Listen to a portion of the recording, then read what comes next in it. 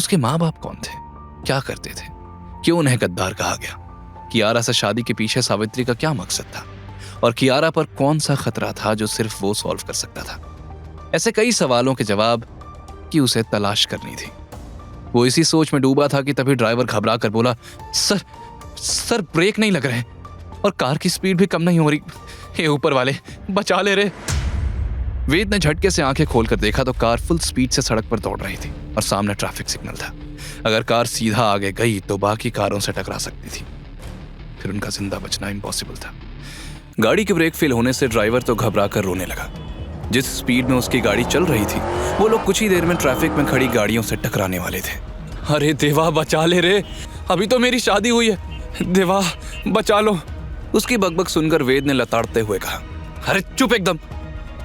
उसका दिमाग किसी सुपरफास्ट कंप्यूटर की तरह बचने का तरीका सोच रहा था। उसने फोन में बहुत सारे रेसिंग एंड ड्राइविंग के वीडियोस शौक में देखे थे और साथ ही उसे शहर की सारी गलियां भी अच्छी तरह से याद थी। अचानक उसने तेजी से अपना सीट बेल्ट खोला और ड्राइवर से कहा, अब मेरी बात ध्यान से सुनो, स्टीयरिंग व्हील को मजबूती से पकड़ कर रखना और जब मैं कहूं तो हैंड ब्रेक खींचना, समझे? लेकिन वेद सर, इतनी स्पीड में हैंड ब्रेक नहीं खींच पाऊंगा। वेद ने गुस्से में कहा, अगर बचना है तो जो कह रहा हूं वो करो। गियर को न्यूट्रल में डालो, फिर इंजन को ऑफ कर दो, लेकिन जब मैं बोलूं तब। उसके बाद तुम कार उस गली में ले जाना और मैं हैंड ब्रेक खींचूंगा, समझे? ड्राइवर ने तुरंत सर हिलाया, हाँ सर। ड्राइवर और वेद ने मिलकर प्लान एग्जीक्यूट किया। ड्राइवर ने जैसे ही स्टीयरिंग राइट में घुमाई और वेद ने हैंड ब्रेक पुल की तो कार स्किड करते हुए सड़क पर रखे रेत की ढेर से टकराई, लेकिन रेत की वजह से इंपैक्ट काफी कम हो गया। ड्राइवर हाँफते हुए बोला, सर आपने मेरी जान बचाई, थैंक यू सर। वेद ने राहत की सांस ली और कार के बाहर निकलकर कार को चेक करने लगा। उसने कार के नीचे देखा, वहां ब्रेक फ्लूइड लीक हो रहा था। यह कोई एक्सीडेंट नहीं था, किसी ने ब्रेक केबल्स को काटा है। हो सकता है जब मैं कसीनो में था तब किसी ने किया हो। उसने फिर ड्राइवर से पूछा, तुम पूरे वक्त कार में ही थे? ड्राइवर हिचकिचाते हुए बोला, वो सर मैं थोड़ी देर के लिए चाय पीने चला गया था। वेद समझ गया कि उसी वक्त इस काम को अंजाम दिया गया।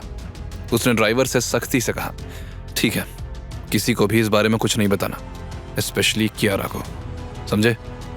ड्राइवर ने तुरंत सर हिलाते हुए बोला, जी सर, आपने मेरी जान बचा ली, आप जो बोलोगे वो मैं करूंगा। मेरे दिमाग का सर्किट ही ऑफ हो गया था। लेकिन आप तो गाड़ी नहीं चलाते, तो आपने ये सब कहां से सीखा? वेद ने झुंझलाते हुए कहा, इधर उधर की बातें मत करो, टाइम कम है, गाड़ी ठीक करवाने भेजो, वरना कियारा या किसी को पता चला तो प्रॉब्लम हो जाएगी। ये कहकर वेद ने पैसे का बैग उठाया और टैक्सी लेकर रायजादा मेंशन के लिए निकल पड़ा। अभी वो रायजादा मेंशन के बाहर पहुंचा ही था कि सामने गुरु तेजस के हाथ में छोटा सा बैग लिए देखकर वेद हैरान हो गया। वेद ने तुरंत ड्राइवर को गाड़ी रोकने को कहा और उसे पैसे देकर जल्दी से गुरु तेजस के पास आया और बोला, आप मुझे फिर से अकेले छोड़कर जा रहे हैं? मैं सब अकेले कैसे संभालूंगा? गुरु तेजस ने हल्के से मुस्कुराते हुए कहा, वेद, अपने जीवन के 15 साल याद करो। मैंने तुम्हें ऐसी ट्रेनिंग दी है जिसमें कोई डरपोक आदमी जिंदा नहीं रह सकता। फिर तुम आने वाली मुश्किलों से कैसे डर रहे हो? वेद ने कहा, लेकिन आप दोनों ने मुझे बताया ही नहीं कि वो मुश्किलें क्या है। ना मैं अपने पेरेंट्स का पूरा सच जानता हूं और ना ही मिस्टीरियस मैन का। गुरु तेजस ने जवाब में कहा, यही तो तुम्हारा आखिरी टेस्ट है। अगर तुमने इसे पूरा कर लिया तो पास हो जाओगे। वेद कंफ्यूजन से बोला, टेस्ट? किस चीज का टेस्ट? गुरु तेजस ने कोई जवाब नहीं दिया, बस हल्का सा मुस्कुरा दिया। सावित्री की मौत सिर्फ कियारा के लिए ही नहीं, वेद के लिए भी उसकी जिंदगी पर डेंट बनकर रह गई थी। अपने रेज के चलते वेद बस किसी तरह सब कुछ समेट लेना चाहता था। वो झुंझलाकर बोला, नहीं, इस बार मैं कोई टेस्ट नहीं दे रहा। एक तो आपने मुझसे चीजें छुपाई और अब आप ऐसे ही पहेली बुझा कर नहीं जा सकते। ऐसा क्या है जो आपके लिए मुझसे ज्यादा जरूरी है? ये सुनकर गुरु तेजस हंस पड़े और बोले, वो क्या बोलते हो तुम लोग, वो वर्ल्ड टूर। सावित्री से वादा किया था कि उसके साथ पूरी दुनिया घूमने जाऊंगा, बस वही करने जा रहा हूं। वेद चौंक गया और तभी उसकी नजर उनके झोले में गई जिसके अंदर सावित्री की अस्थियां रखी हुई थी। वेद का माथा ठनका और वो डांटते हुए बोला, आपने दादी की अस्थियां चुरा ली? आप पागल हो गए क्या? 10 दिन बाद अस्थि विसर्जन है, सबको पता चला तो भूचाल आ जाएगा। गुरु तेजस चालाकी से बोले, उसकी चिंता तुम मत करो, वो इंतजाम मैं करके आया हूं, नकली कलश रखकर। वेद ये सुनकर स्पीचलेस था। उसने तो कभी सोचा भी नहीं था कि हमेशा सख्त रहने वाले उसके गुरु ऐसा भी कुछ कर सकते थे। वेद ने गहरी सांस ली और अपने बैग में से कुछ रुपए निकालकर गुरु तेजस को देने लगा, तो गुरु तेजस ने साफ इनकार कर दिया। मुझे इनकी जरूरत नहीं, वैसे सावित्री ने तुम्हें यह देने को कहा था। गुरु तेजस ने एक लिफाफा निकालकर वेद को पकड़ा दिया और अलविदा बोलकर निकल पड़े। वेद काफी देर तक चुपचाप उनके पीछे चलता रहा, जैसे बचपन में किया करता था।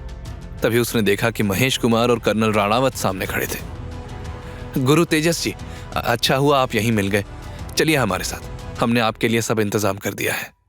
दूर खड़े वेद को समझ आया कि गुरु तेजस को पैसे की जरूरत क्यों नहीं थी। उनके एक इशारे पर बड़े बड़े लोग उन्हें पैसे देने के लिए तैयार थे। वेद यही सोच रहा था कि वो लोग गुरु तेजस को जाने नहीं देंगे। तभी गुरु तेजस कर्नल राणावत से बोले, बेहतरीन, मैं तो इसी पल का इंतजार कर रहा था, आप बस यहीं वेट करिए, मुझे एक छोटा सा काम है, मैं अभी गया और अभी आया। ये कहकर वो आगे बढ़ गए और उनकी बात मानकर राणावत और महेश कुमार वहीं उनका इंतजार करने लगे। गुरु तेजस की चालाकी देखकर वेद के चेहरे पर मुस्कान आ गई, लेकिन उनके जाने से वेद के दिल में अजीब सा खालीपन था। उसने अपने हाथ में रखे लिफाफे को देखा, इसमें क्या है और दादी ने मुझे ये पहले क्यों नहीं दिया। उसने वहीं रुककर जल्दबाजी में लिफाफा खोला तो अंदर से एक गोल्डन कार्ड, फोन और एक लेटर निकला। वेद ने गोल्डन कार्ड को गौर से देखा तो उसमें बैंक का नाम लिखा था। वो शायद किसी लॉकर का कार्ड था। फिर उसने लेटर खोलकर जैसे ही पढ़ा, उसकी आंखें फटी की फटी रह गई। उसमें लिखी बात वेद के आने वाले दिन बदल देने वाली थी। उसने फोन को कसकर पकड़ लिया और धीरे से बुदबुदाया, जाने के बाद भी एक नया टास्क छोड़ गई दादी। क्या था वो नया टास्क? क्या लिखा था लेटर में? और बैंक के लॉकर में क्या हो सकता था? जल्द ही हम सबको पता चलने वाला है। वेद ने एक गहरी सांस ली और मेंशन के अंदर आया तो हॉल से उसे फैमिली मेंबर्स के बात करने की आवाज सुनाई पड़ी। उसने अपने कदम धीमे किए और बाहर खड़े होकर सब सुनने लगा। अंदर यशवंत की वाइफ वाणी की आवाज सुनाई पड़ी, देख कियारा, हम भी नहीं चाहते कि यह घर बिके, लेकिन सासू माँ ने हमसे शेयर्स तो ले ही लिए, साथ ही सबको डिमोट भी कर दिया। अब तो हमारे पास वाइन शॉप्स भी नहीं है। तुम ही सोचो हम कैसे जिंदगी गुजारेंगे। तब ममता प्यार से बोली, कियारा बेटा, घर बेचकर सबको अपना अपना हिस्सा मिल जाएगा, फिर तू भी अपनी जिंदगी जी सकेगी और हम भी अपनी जी सकेंगे। सबरवाल इस मेंशन की मार्केट से बड़ी कीमत दे रहे हैं। कियारा तीनों चाचियों को गौर से देख रही थी। उसे समझाने के लिए यशवंत, मनोहर और अविनाश ने अपनी बीवियों को भेजा था। कियारा ने सख्ती से जवाब दिया, चाची जी, अभी दादी की अस्थियां ठंडी भी नहीं हुई और आप सब ये घर बेचना चाहती हैं। ये घर दादा दादी ने बनाया था और मैं इसे कभी नहीं बेचूंगी, कभी नहीं। ममता समझाते हुए बोली, Kiara, don't be a emotional fool. इतने बड़े घर का क्या करोगी? क्या यहां उस डिलीवरी वाले के साथ रहना है? वेद जो बाहर ये सब सुन रहा था, उसकी मुट्ठियां कसी हुई थी। वो चाहता था कि अंदर जाकर इन तीनों को उनकी औकात दिखा दे, लेकिन वो कियारा का जवाब सुनना चाहता था।